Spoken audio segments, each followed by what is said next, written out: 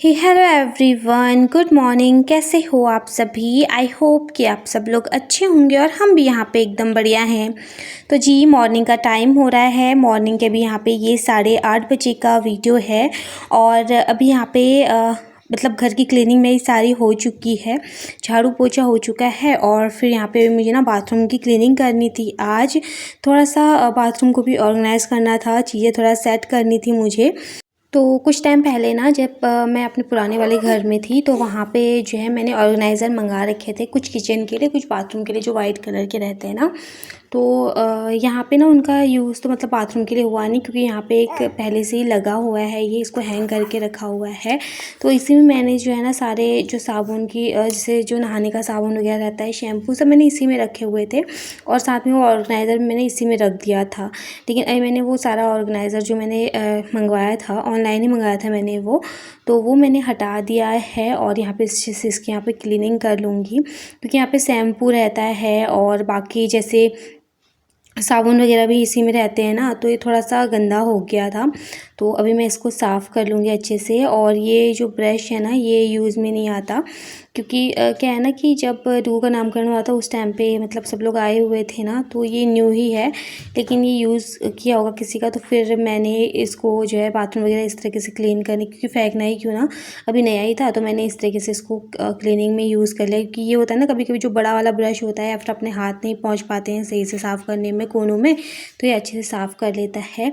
बाकी जो ये निरमा मतलब जो सर्फ का डिब्बा है ना, इसको मैंने खिड़की के पास रखा हुआ था, तो अभी मैंने इसमें रख दिया है। मुझे लगा पहले नहीं आएगा शायद इसमें, फिर काफ़ी दिनों से मैं सोच भी रही थी कि मैं बाथरूम की अच्छे से क्लीनिंग करूं, इसको सेट करके रख दूं, बट वही है कि टाइम भी नहीं मिल पा रहा था, कभी कुछ काम हो जा रहा था।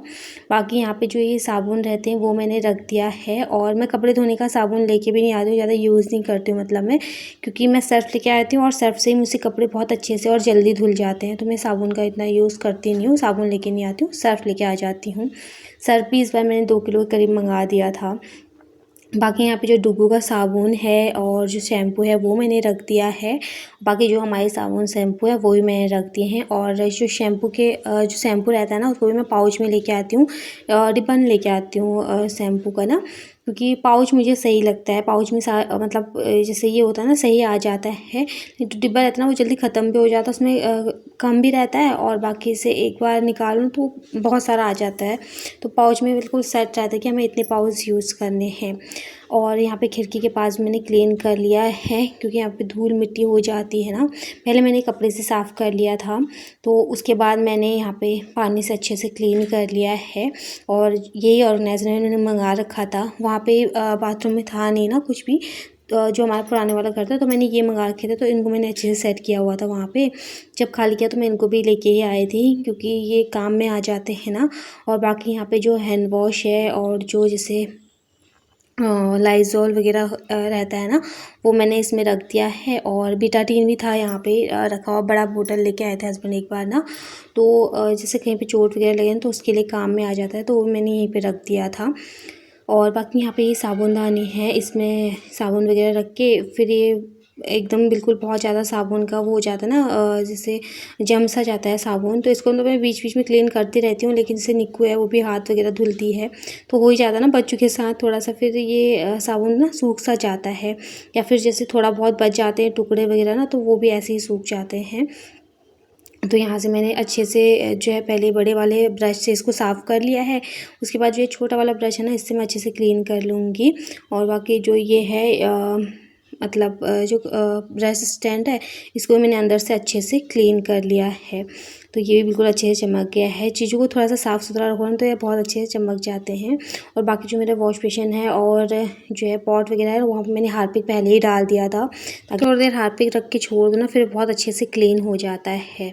तो बस यहाँ पे ये भी क्लीन हो चुका है। और बाकी जो है टाइल्स वगैरह तो अभी मैं साफ़ नहीं करूँगी, क्योंकि एकदम से मेरे पेट में भी जोर पड़ेगा ना, और फिर वही अभी दुखन वगैरह तो है ही, अभी टाइम ही कितना हुआ है खैर ऑपरेशन को ना, तो मैं टाइल्स वगैरह तो अभी नहीं धुलूँगी।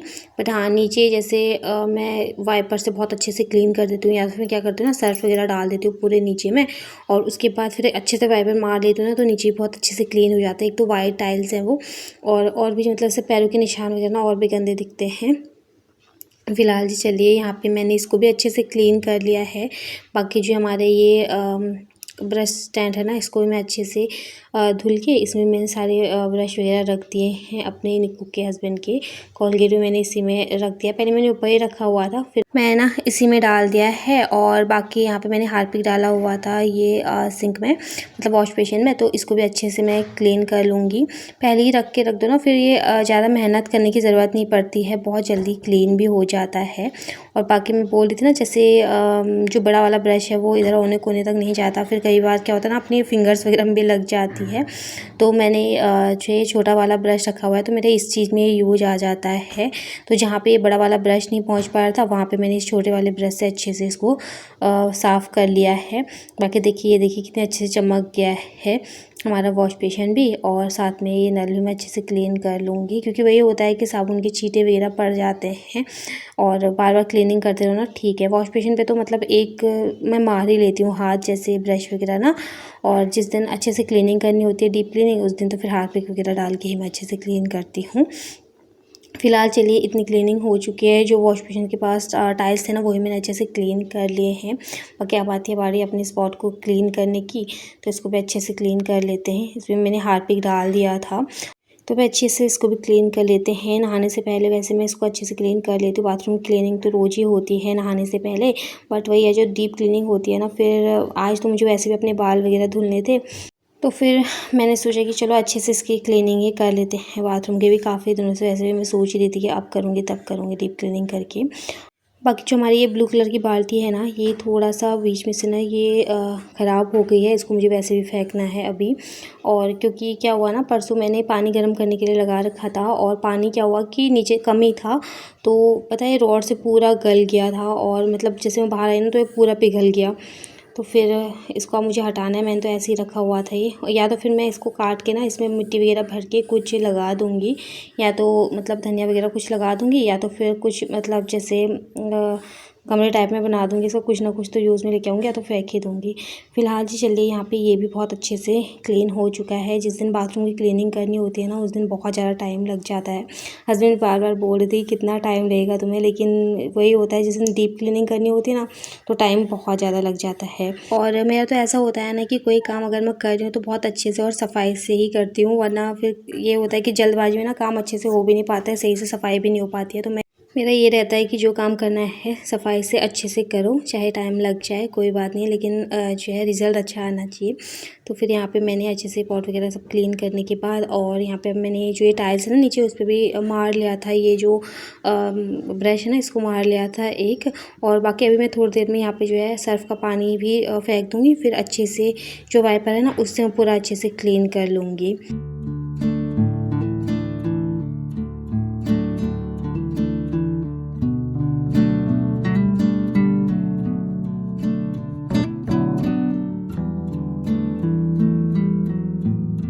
फ़िलहाल जी चलिए यहाँ पे पॉट वगैरह सब अच्छे से क्लीन हो चुका है, और अब जो है बारी आती है नीचे फ़र्श को साफ़ करने की, तो उसको भी मैं साफ़ कर लूँगी।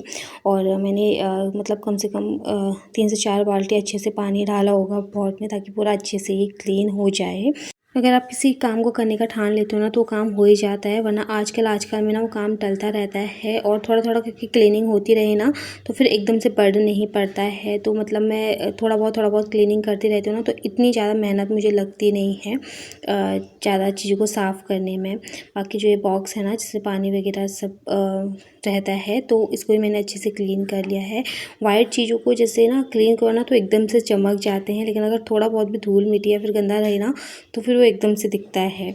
तो बस यहाँ पे ये क्लीन हो चुका है, और बाकी अब मैं एक वाइपर मार लूँगी। और पानी मैंने अपने लिए गर्म करने के लिए रख दिया था नहाने के लिए। और बाकी जो भी यहाँ पे जैसे कई बार क्या होता है ना, इससे साबुन वगैरह निकालते हैं, तो उसके जो पाउच पैकेट वगैरह रहते हैं वो ऐसे ही रह जाते हैं, तो उनको मैंने सब बाहर रख दिया है, जो भी बेकार चीज़ें। और जिससे मैंने अभी साफ़ किया था ना एक कपड़े से पूरा वो ऑर्गेनाइज़र, वो भी मैंने कूड़े में डाल दिया, क्योंकि उसका यूज़ कुछ होने वाला है नहीं वैसे भी अभी।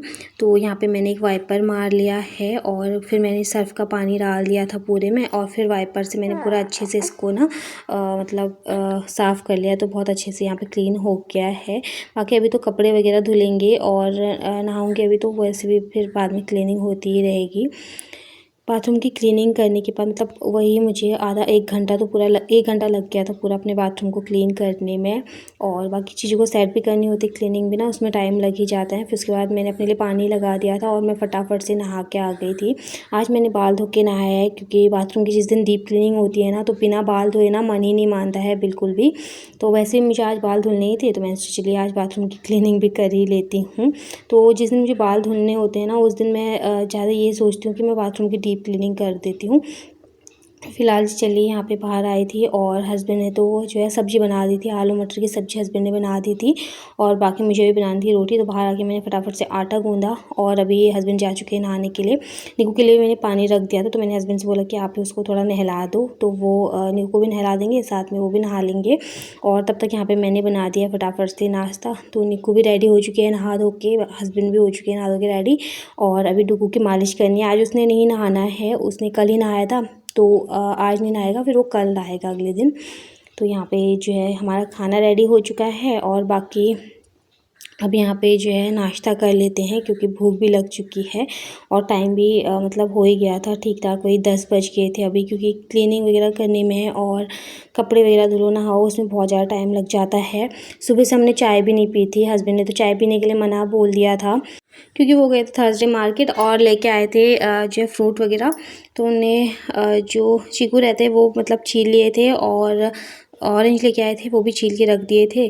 तो फिर हमने मॉर्निंग में फ्रूट ही खा लिए थे और जब तक मैं चाय ना पीऊँ तब तक मेरे को तो बिल्कुल सुकून ही नहीं मिलता। मेरे को मॉर्निंग की चाय तो चाहिए ही चाहिए होती है ज़रूर से, चाहे दिन भर आप मुझे चाय मत दो। और वैसे भी आजकल तो मुझे चाय पीने को ज़्यादा ही मन कर रहा है।